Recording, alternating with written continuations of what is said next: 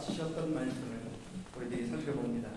첫째는 열매 없는 무화과 나무를 바라보면서 본질의 중요성을 살펴보았고, 둘째 주일에는 악한 포도 농부 비유를 살펴보면서 이 세상의 진짜 주인이, 우리 인생의 주인이 누구인가를 살펴보았습니다. 세 번째 주일에는 우리가 사랑해야 할 대상이 오직 하나님이며 우리 이웃임을 살펴보았고, 지난주 네 번째 우리 헌신에 대해서 우리의 가장 귀한 것을 주님께 드려도 전혀 아깝지 않다고 하는 생각이 드는 것이 참 헌신이다, 그렇게 말씀드렸습니다.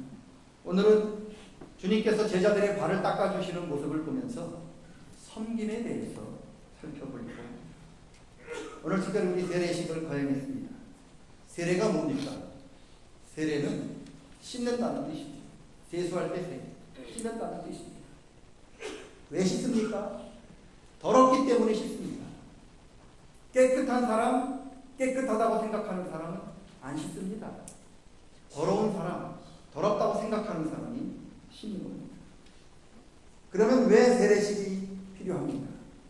우리가 하나님 집에 들어가야 하기 때문에 세례식입니다. 여러분, 우리가 하나님 나라 들어가기 위해서는 물과 성령으로 씻음받고 거듭나야만 하나님 나라 들어갈 수 있습니다. 밭에서 하루 종일 일을 하거나 밖에서 하루 종일 일을 하면요, 몸에서 이렇게 몸에 땀이 납니다. 그리고 몸에 여러 가지 더러운 때들이, 안 좋은 오물들이 묻습니다. 여러분, 손발이 더러워집니다. 몸에서 냄새가 나요. 저녁 때 일 마치고 이 더러워진 손과 발, 더러워진 옷을 입고 자기 집에 가는데, 아무리 자기 집이라 하더라도요, 더러운 옷 입고 더러운 모습, 흙 묻은 모습 그대로 안방 들어가서 이불에 눕지 않아요. 자기 집인데도 그렇게 안 누워요. 어떡합니까? 집에 들어가기 전에 먼저 옷을 털어요. 먼지를 털고 흙을 털고 더러운 옷을 벗고 더러운 손과 발을 깨끗이 닦고, 그리고 들어요. 마찬가지죠. 저와 여러분이 하나님 나라 들어갈 때에도 우리가 이 세상에 살면서 묻었던 더러운 죄의 찌꺼기들을 다 씻고 털고 들어가야 합니다. 여러분, 그게 세례식이죠. 손에 묻었던, 몸에 묻었던 더러움은 여러분 물로 씻을 수 있는데, 우리 양심에, 우리 마음에 묻었던 더러운 죄는, 우리 인생에 묻었던 더러운 죄는 그러면 뭘로 씻을 수 있을까? 그게 바로 예수님의 보혈입니다. 세상의 그 무엇도 저와 여러분의 죄를 깨끗하게 해줄 수 있는 것이 없습니다. 오직 십자가에서 우리를 위하여 흘려주신 예수님의 보혈만 우리의 죄를 씻어줄 수 있습니다. 그래서요, 동서만 복음을 막론하고 여러분 세례를 줄 때 반드시 세례 받는 사람에게 묻는 게 있어요. 그게 뭐냐? 여러분은 죄인이니까 네라고 대답하는 사람은 세례. 여러분 죄인으로서 오직 예수님의 보혈만이 여러분을 씻어줄 것으로 믿습니까? 물을 때 예라고 대답하는 사람에게만 세례 줍니다. 우리를 죄에서 구원해 주실 분이 오직 예수님이며 그분이 우리의 구원자이심을 믿습니까? 묻고 예라고 대답하는 사람, 믿는다고 대답하는 사람만 세례 줍니다. 그게 세례예요. 오늘 세례 받는 우리 사랑하는 성도들과 또 이미 세례를 받았던 우리 모두에게 성령 충만하게 임하시고 보혈의 능력이 임하셔서 우리가 다시 새롭게 거듭날 수 있기를 주의 이름으로 축원합니다. 오늘 씻는 이야기가 나오는 거예요. 6월절 만찬을 예수님이 제자들과 드시고 계시다가 갑자기 예수님이 일어나십니다. 그리고 옷을 벗어요. 그리고 허리에 수건을 두르십니다. 밖에 나가서 대야에 물을 떠오시더니 꿇어 앉아서 제자들의 발을 한 사람 한 사람 닦아주십니다. 예수님이 자기의 발을 닦아주시는 모습을 보고 제자들이 너무 깜짝 놀라서 어이가 없어서 아무 말도 못해요. 왜 예수님께서 제자들의 발을 닦아주셨습니까? 1절 보니까 예수님께서 사랑하는 제자들을 끝까지 사랑하셨기 때문에 닦아줬습니다. 발을 닦아주는 제자 가운데에는 은삼십을 받고 예수님을 팔아버린 제자도 있고요. 발을 닦아준 제자 가운데는 예수님 모른다고 저주하면서 3번 부인한 제자도 있었고요. 예수님이 발을 닦아준 제자들 모두가 예수님 가장 힘들고 고통스러울 때 다 예수님 버리고 도망갔던 사람입니다. 그런데 오늘 예수님 그런 제자들을 끝까지 사랑해 주셨다. 예수님 3년 공생애 동안 수없이 많은 가르침을 주셨는데 마지막 가르침으로 제자들에게 보여주셨던 것이 바로 발을 닦아주는 것입니다. 가장 큰 계명이 뭡니까? 하나님 사랑하는 거죠. 어떻게 사랑하라고요? 마음을 다하고 힘을 다하고 심지어 우리의 목숨을 다하여 하나님 사랑하라고 하셨습니다. 두 번째는요, 내 이웃을 너의 몸처럼 사랑하라 하셨습니다. 우리 이웃을 내 몸처럼 사랑하는 게 무엇입니까? 그 대답이 바로 발을 닦아주시면서 이렇게 사랑하는 게 이웃을 내 몸처럼 사랑하는 것이다 보여주십니다. 내가 너희를 사랑하여 발을 닦아준 것처럼 너희도 서로 사랑한다면 서로의 발을 닦아주는 것이 옳으니라 말씀해 주십니다. 여러분, 예수님 시대에는요, 스승이 아무리 위대해도 제자들이요 발을 닦아주지 않아요.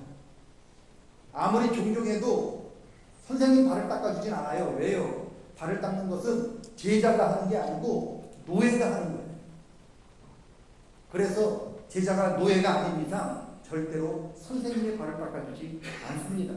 그런데 오늘 선생님이 그리고 제자들이 고백한 것처럼 당신은 하나님의 아들 메시아입니다라고 고백했던 그 예수님이 메시아가 꿇어 엎드려서 종처럼 제자들의 발을 닦아주고 있는 거죠.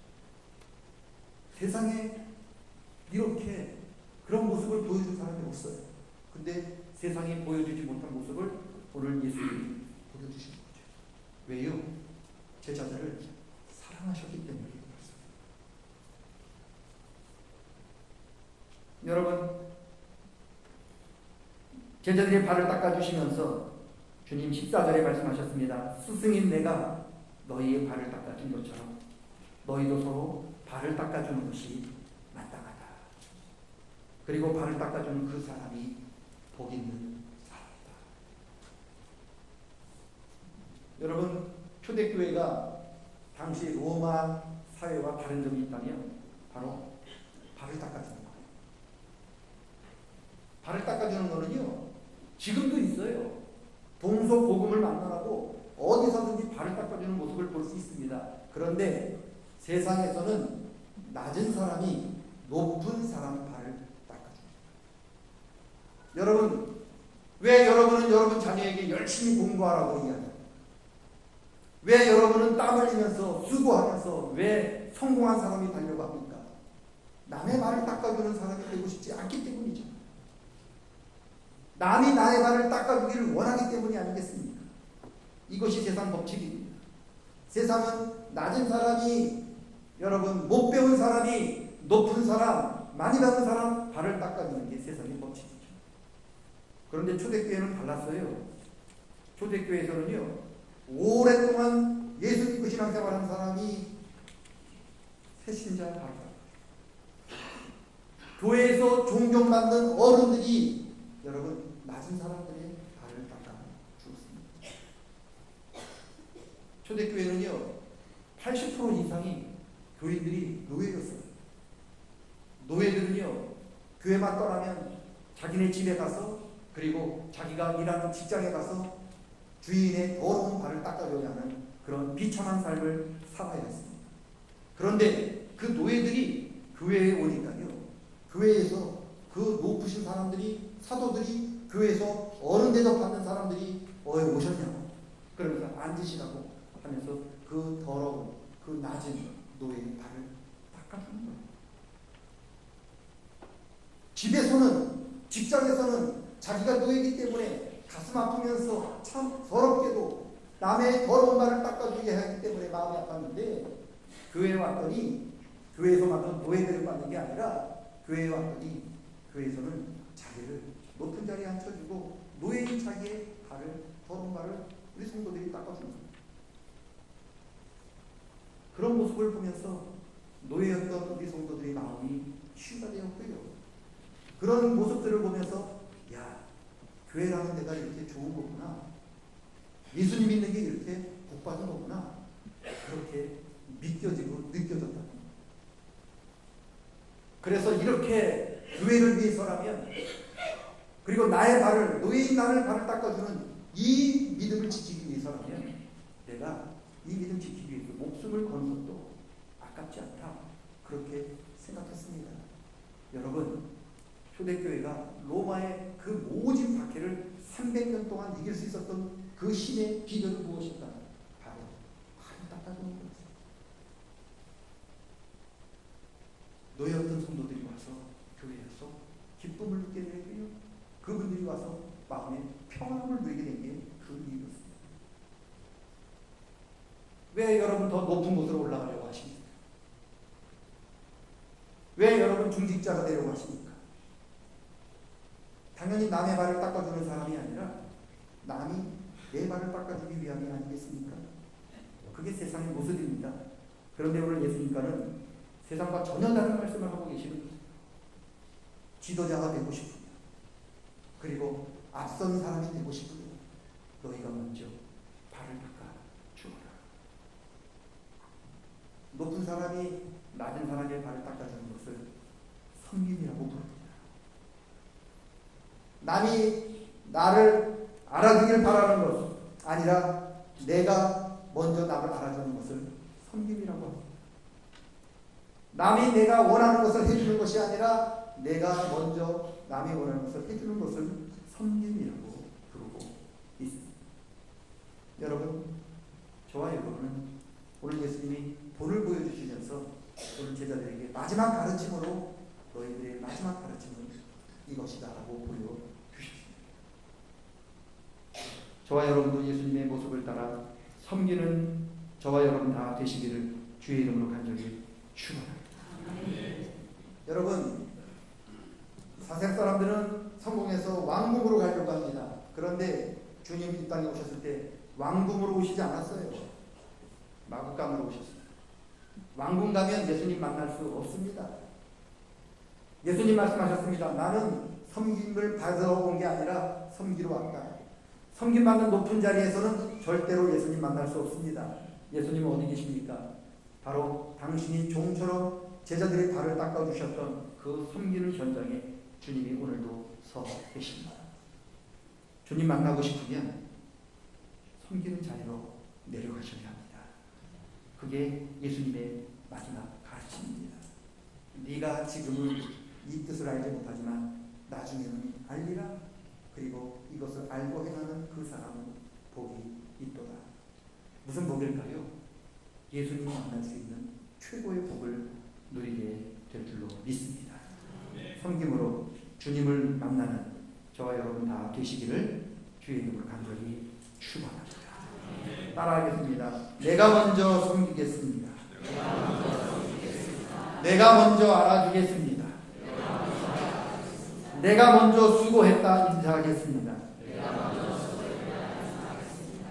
이러한 모습이 섬김이고요. 이 섬기는 말을 하고 섬기는 모습을 보일 때 주님이 우리 옆에서 우리와 동행해 주실 줄로 믿습니다.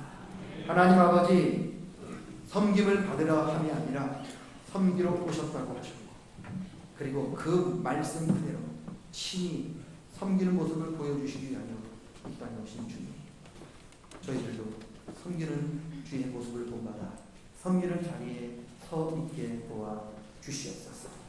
주님께서 가르쳐 주셨던 그 마지막 가르침 가슴에 새기며 섬길 수 있도록 도와 주시옵소서. 예수님의 이름으로 기도드리옵나이다. 다 같이 일어서셔서 212장 찬양하시겠습니다.